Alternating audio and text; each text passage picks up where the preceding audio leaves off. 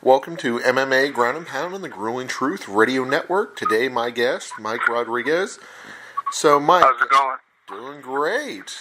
How's it treating you today? I'm pretty good. So, tell us, what got you interested in MMA originally?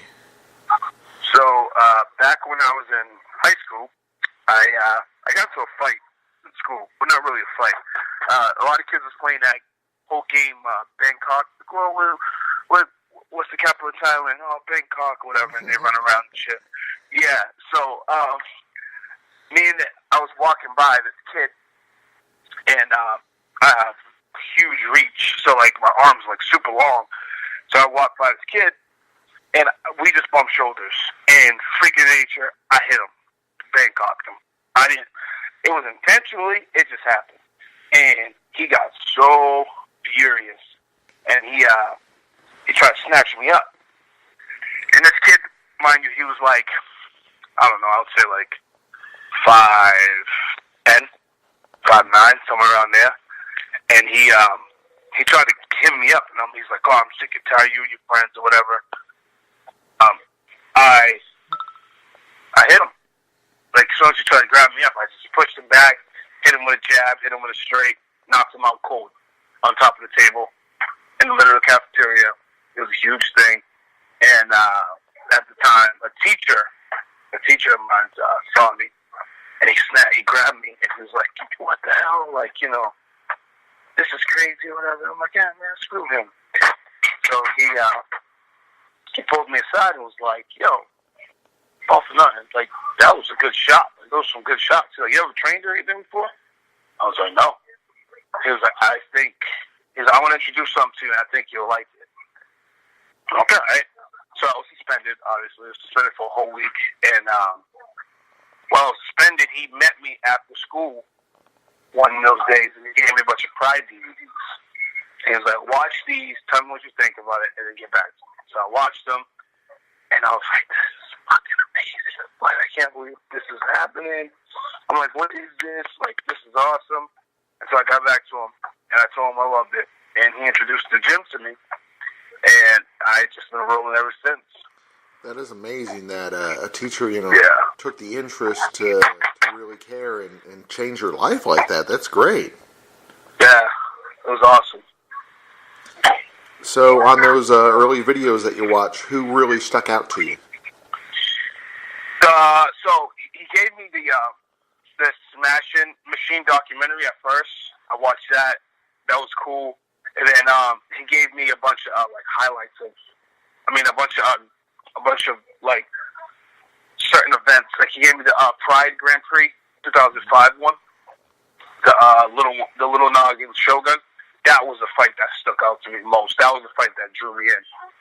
Everybody always talk about, like, oh, my most inspirational fight was Stefan Bonn and Forrest Griffin. I'm like, dude, before that was the Shogun fight. That Shogun and Little Nog fight, even still to this day, it gets me pumped just even thinking about it. You know what I mean? Mm-hmm. So that fight was the fight for me that pulled me into it. So, did you go into it, guns blazing, full intensity, or did you gradually work up to competing? So, when I first got into it, I was trying to go ball to wall. I was like, you know what? I'm going to fucking do this. I'm going to be a champion. I'm going to go into it. I'm going to try to get to that level. I was in high school, and I was skipping school. I wasn't going to school. I was skipping school and everything to make it to the Muay Thai classes in the morning, to get to jiu-jitsu in the morning, like all these things. And the guys at the gym were like, yo, I'm supposed to be in school. Like, they always like question it, whatever. I'm like, I don't care. I'm going to go for it. And my mom actually told me one day, she said, listen, I don't ask for much. I'm asking this one particular thing. She's like, just get your high school diploma and you can do whatever the fuck you want. So I said, all right. Because the school was calling to let her know that I was in school because I was training so much. So I got my high school diploma. So as I got that, I just started going hard from there. What were the early days like with Cage Titans? That was awesome. That was a great experience. It was It was cool. You know, I liked it a lot. Cage Titans is one of the best organizations around in the Northeast, in my opinion. Mike Provier's a really good matchmaker, really good promoter. I loved it. I loved training for those guys.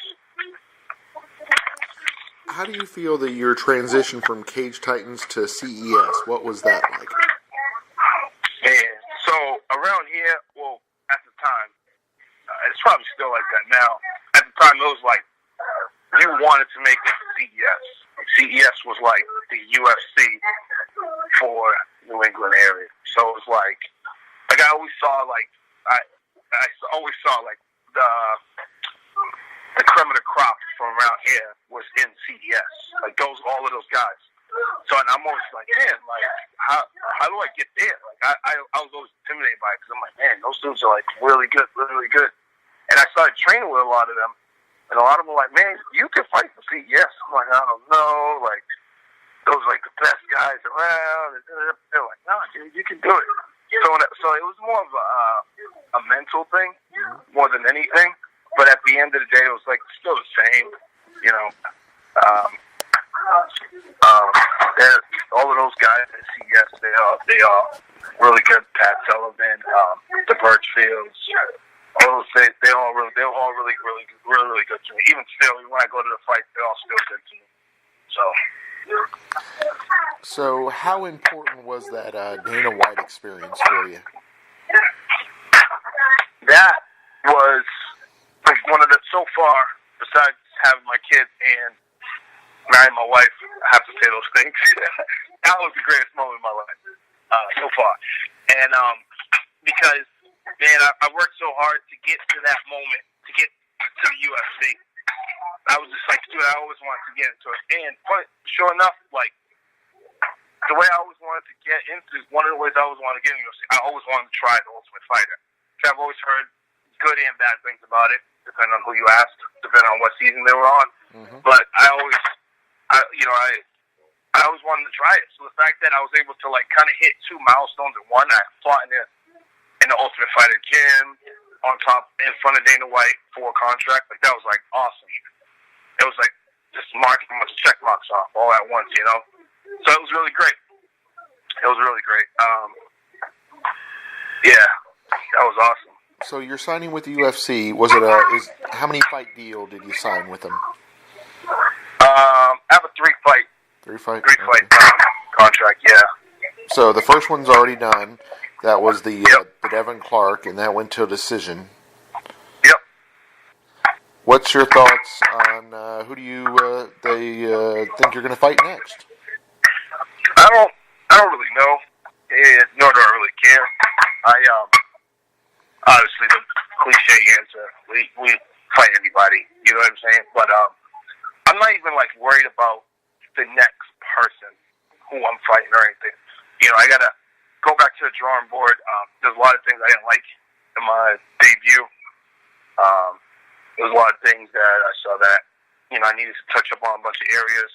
I noticed, shout out to Devin Clark, because he educated me on something, which was there's definitely a difference between the local level and the world level. You know what I mean? The worldwide level. So it made me sit back and observe things and see how I'm doing things and how I need to change a lot of things to be successful on that level. So I don't really care for nobody right now. I'm not paying any of that no mind. People keep asking me who am I fighting next, so I can't give two fucks. I need to focus on me at the moment and focus on things that I need to get prepared and set in motion before I can think about an opponent. What was your favorite match in your career so far? The Devin Clark fight. Definitely. The Devin Clark fight was definitely my favorite fight. And then if you could rematch anybody, I'm guessing that's going to be the same answer? Rematch? I'm not a rematch kind of guy. Just let it go. Continue moving on. I mean, I did rematch somebody in my career. Kid Buck Pino, he beat me as an amateur, and then I fought him again as a pro. And that was only because he wanted to fight, honestly. So, but other than that, like, rematches, I don't really care. I just move on to the next one. I mean, it's like, put some shove, like, say if, me and Devin are fighting, like, him and I are the only ones in line to fight for, like, contendership status or something like that, then, okay, let's run it. But other than that, like, as I'm coming up on the ranks, I don't see the point of rematching. Okay, so in other words, if it made sense, it'd be worth doing, but not just to do it. Yeah. Or like a rematch, like if I don't know, like if one of the guys I fought for CES gets into the UFC, and then like that's like their debut or something like that, and I don't really have a choice, then yeah, sure. But I'm not like gonna go and call out somebody for a rematch. Like, I think that's dumb. So tell us about your current team. Excuse me? Your current team, who you train with. Oh, I'm at Lozon's MMA, and it's phenomenal. It's awesome. The fact that having a general there, and also we also have like an abundance of other guys there, like for the UFC, Rob Font, Calvin Cater, Kyle Botniak, Gregor Bello comes by all the time. He was on the Contender series. The team is starting to morph into like kind of like a super team. Oh, nice. It's a bunch of guys from all over New England we're all coming together to fight against the world versus to us fighting against each other constantly. You know what I'm saying? Mm-hmm. So we're all trying to meet the same goal. So we just all put everything aside and try to work together to get to that. And we got one of the best minds in the business, Joe Lozon, running the ship. So it's great. It's awesome to be. It's a good time to be in our spot. So I guess it's great. So those teammates, you mentioned, like you said, a lot of them people are aware of just how they're progressing and how they're, on the cusp of doing great things. But what about those fighters that we don't know of yet? Who's that, diamond in the rough that we need to know that could be the next big thing? For sure. You got this kid, Nick Andrews. Mm-hmm. He's a local guy. He was phenomenal. He's a monster. He's like on like a 4 or 5 fight win streak. He just won the CES lightweight title. He should be the next guy to get signed for sure. He's really good. Then you have a couple other guys. Gregor Bell, for instance, he fought on the Contender series. He's also just a savage. He's also a good person to be around. You should look out for him. You have John McNeil, really good 205er. He's one of my main training partners. He's going to be up on a rise. Who else you got? Fabio. He should be up on the rise as well. He's also a big 205er. Oh, he's probably fighting 85. He's cut weight really well. He's just a tank of a dude, man. Some house. So yeah, there's a lot of guys we got there. A lot of guys. So, if fans are wanting to find out more about you and your group, where would they best place to look on social media and the web? You can find me on Instagram and Twitter at MrodMMA. I always, when people at me or mention me or whatever, I'm always interacting with people, always interacting with fans. That's just that person I am. Some people find it like very intimidating to like approach a fighter or anything of that nature, but I'm furthest from that. I like to have a conversation, so yeah, you can definitely hit me up. I answer my inbox questions all the time. People always ask me the craziest things and say the craziest things to me, but I always entertain it and respond. So yeah, you can find everybody else same thing on Instagram. I don't know everybody's Instagram and Twitter and Facebook handles, but you can find them all out there. So usually if you find me. What are some of those crazy questions that you've been asked? Man, what do you want, like a crazy one? Or yeah, let's get one normal, one crazy. Okay, all right. One normal one. Okay, so before I fought, this kid asked me, like, why do I fight? I don't even remember the kid's name, but he asked me why did I fight, and I thought that was a really, really great question for the moment because I was about to fight. It was like legit, like a couple of hours, 1 or 2 hours before I step out and fought.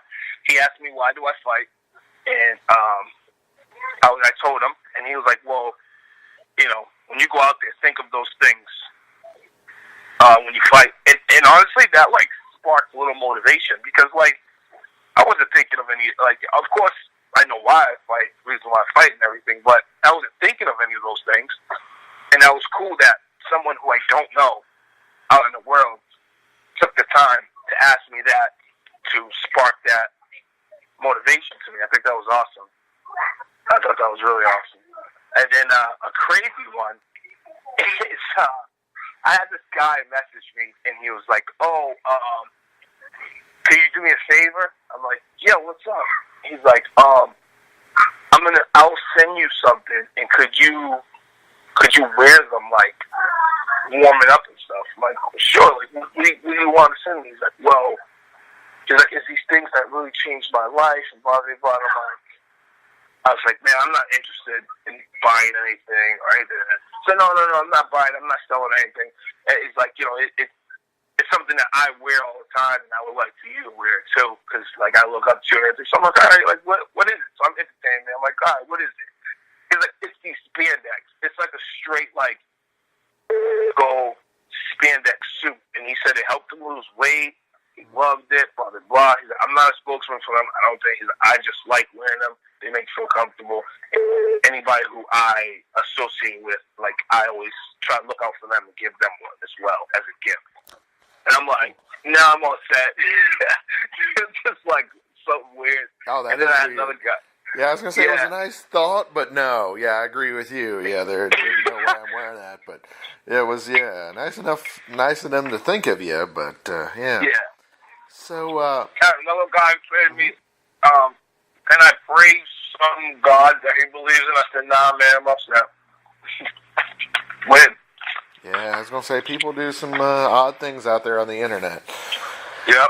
Definitely. So can we get some final thoughts from you on just 2018? What should we expect from to see out of you? Definitely should see in my next performance. Definitely, it's gonna be a different beast, different kind of beast, man. You know, I went out there, I fought, I did what I can do. I performed the best I possibly can, and I will be back. It's just stick around and watch. Sounds great, Mike. We greatly appreciate you joining us on MMA Ground and Pound. Thank you for having me. Thank you. It was our pleasure.